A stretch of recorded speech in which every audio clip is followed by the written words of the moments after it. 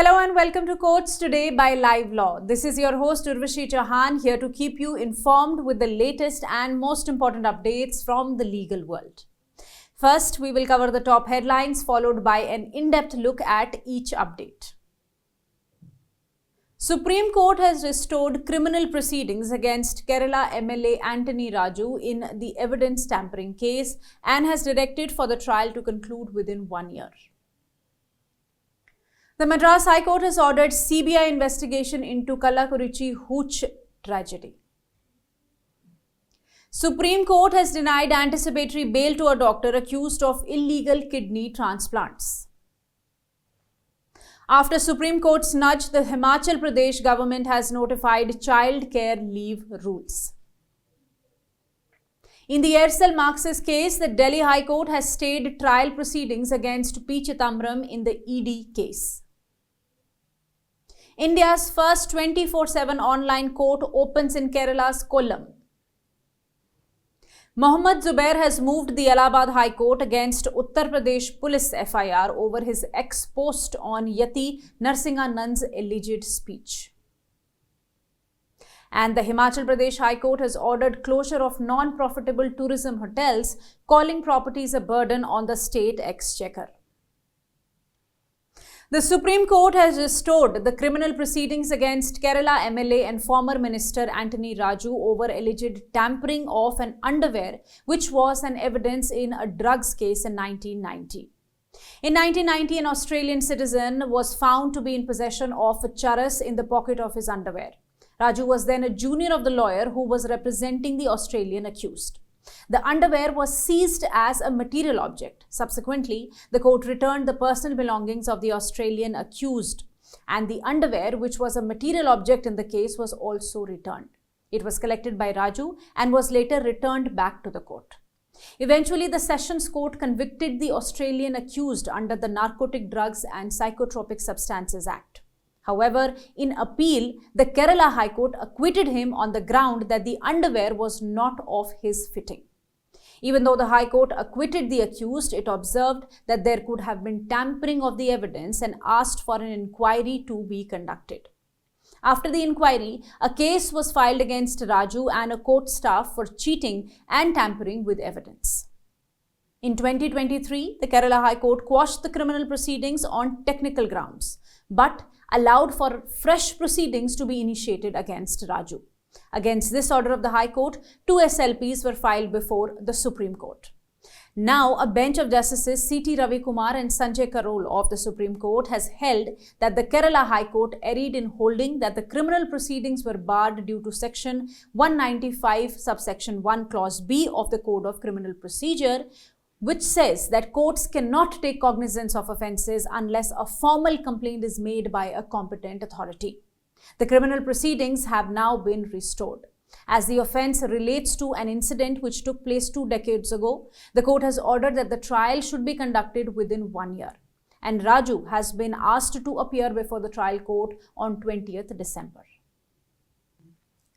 The Madras High Court has directed CBI to conduct investigation into the Kallakurichi Hooch tragedy that claimed the lives of around 67 people. A Hooch tragedy happens when people drink illegally made alcohol that is often mixed with harmful chemicals like methanol. Such incidents are common where people choose cheap, unsafe alcohol over expensive legal options. The petitioners here had argued that the state machinery had failed in dealing with the sale and consumption of spurious liquor. It was contended that tragedies were not new to the state and that the entire system of Tamil Nadu, including the police, revenue authorities, etc., had failed.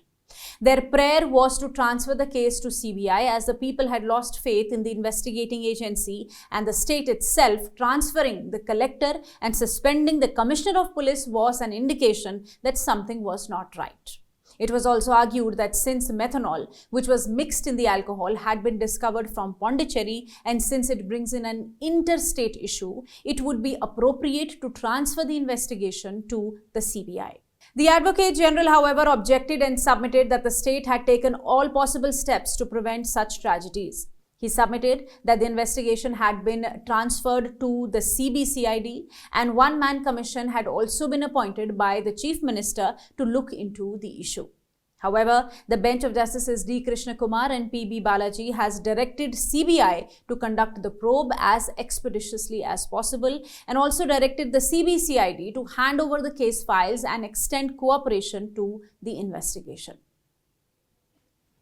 In another case, the Supreme Court has today denied anticipatory bail to a doctor of the Fortis hospital at Jaipur who is accused of performing illegal kidney transplants in connection with an international racket. The Rajasthan High Court had also denied him anticipatory bail. The counsel for the petitioner pleaded that the kidneys had been removed after obtaining the NOCs from government officials, and that the donor and the receiver in this case were related as is required by the Transplantation of Human Organs and Tissues Act of 1994. Though the counsel said that they were cooperating with the investigation and people of the management alleged to have been involved in the case have already been granted bail, but the court refused to grant any protection and reiterated that the matter requires investigation. The bench of Justices C.T. Ravi Kumar and Sanjay Karol dismissed the SLP, saying that this is a serious matter which needs to be investigated in accordance with the law. After Supreme Court's nudge, the Himachal Pradesh government has notified child care leave rules pursuant to the central scheme. Therefore, the top court today disposed of an SLP seeking child care leave for working mothers with specially abled children in government jobs in the Himachal Pradesh. The SLP was filed by an assistant professor at the Government College Nalagarh. Her 14-year-old son suffers from a rare genetic disorder. He has undergone multiple surgeries since his birth and requires continuous treatment and surgical interventions to survive and lead a normal life. Due to his treatments, his mother, the petitioner, has exhausted all her sanctioned leave. She filed a petition in the High Court asking for adoption of Rule 43C from the Central Civil Services Leave Rules, which relates to childcare leave for the state of Himachal Pradesh. She also stated that the union government had allowed childcare leave for women with differently abled children up to the age of 20 years through an office memorandum dated March 2010. However, this benefit was not extended to the petitioner in this case. Though the High Court had dismissed the petition, today a Supreme Court bench of Justices B.V. Nagratna and N.K. Singh was informed that the state government has issued a notification this July to notify Central Civil Services Leave Himachal Pradesh Amendment Rules. This is after another bench of the Supreme Court had in April this year directed the Himachal government to review its policies on child care leave. According to the newly notified rules, a female government employee can be granted child care leave for up to 730 days during her entire service. This leave is meant to care for a child with at least 40% disability, and the leave applies for up to 2 surviving children. The Delhi High Court has today stayed the trial court proceedings against senior Congress leader P. Chidambaram in the money laundering case connected to the Aircel Maxis matter. The case relates to allegations of corruption and money laundering related to the foreign investment by Malaysian company Maxis into Tamil Nadu-based telecommunication company Aircel in the year 2006. Mr. Chidambaram, who was the finance minister then, has been accused of receiving certain money for clearing the Aircel Maxis deal worth 3,500 crore, with the amounts directed through companies related to his son Karti Chidambaram. A case had been registered by the Enforcement Directorate and CBI, and charge sheets were filed in the year 2018. The order directing stay of trial court proceedings has been given by Justice Manoj Kumar Ohri of the Delhi High Court. The 24/7 open and networked court has been opened in Kollam district of Kerala. This is an initiative for lawyers to access digital services like file applications, seek adjournments, monitor cases, and track summons around the clock for speedy dispensation of justice. On courts, as it will be called, will make things easier and more efficient for advocates and everyone involved in the legal fraternity. It will initially be launched to deal with check dishonor cases under the Negotiable Instruments Act. This initiative is part of the broader movement to digitalize and modernize the judicial system in India, making it more accessible, efficient, and transparent for the litigants and lawyers. With on courts, lawyers can access their documents and file their responses from anywhere, attend hearings online through virtual mode, and track the status of summons online. Also, online filing is made easier by enabling lawyers to correct their mistakes instead of resubmitting the whole file again. It also provides a smart calendar, enabling lawyers to track their schedule and plan their work efficiently. Alt News co-founder Mohammed Zubair has moved the Allahabad High Court against an FIR lodged by the Ghaziabad police last month, accusing him of promoting enmity among religious groups. The complaint lodged by General Secretary of the Yati Narsinghanand Saraswati Trust claims that Zubair posted a video clip of an old program of Narsinghanand's on 3rd October with the intent to provoke violence by Muslims against him.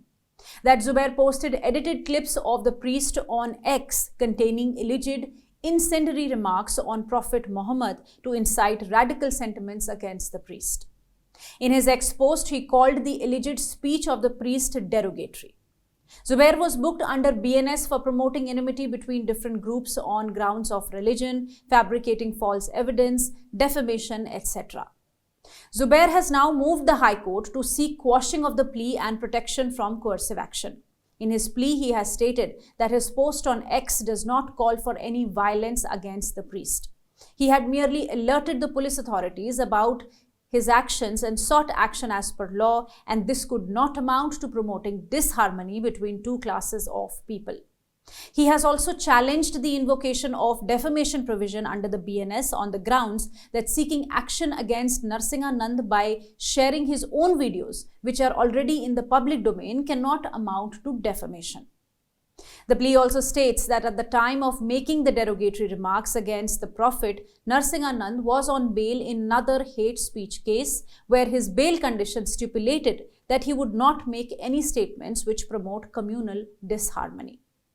The matter is likely to come up for a hearing before a bench of Justice Mahesh Chandra Tripathi and Justice Prashant Kumar. Stay tuned.